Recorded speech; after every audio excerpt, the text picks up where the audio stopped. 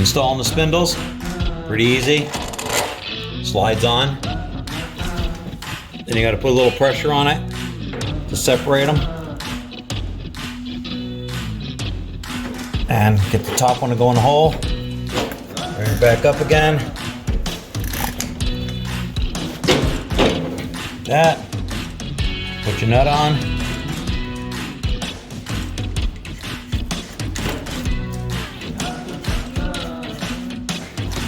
Put your lower nut on with the washer.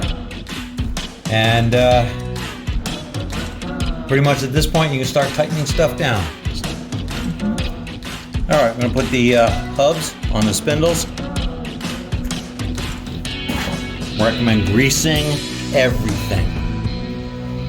If you don't grease that shaft and grease in here, if you ever have to replace them, they will be rusted in place. Goes on nice and easy. Nut. Tighten up the nut. I think they said 225 foot-pounds of torque on that nut, so we won't be torquing it right now. All right, back up a little bit. That is what the complete front end assembly looks like.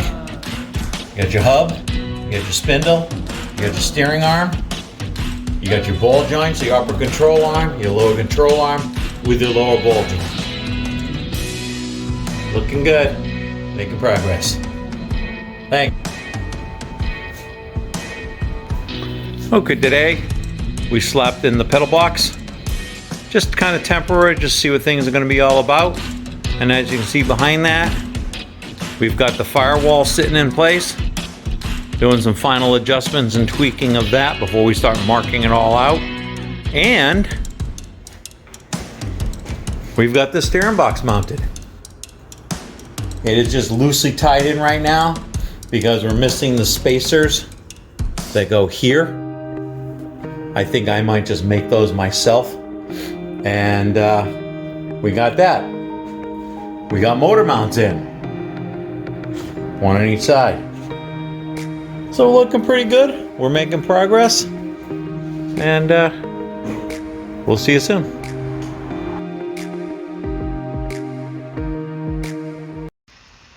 When you do a full fendered 33 hot rod, you need to cut the lower control arm bracket on the driver's side of the car. The rear bracket. It hits the steering rack because everything gets lowered. Use all the lower holes, which will give you an inch more clearance for your full fenders.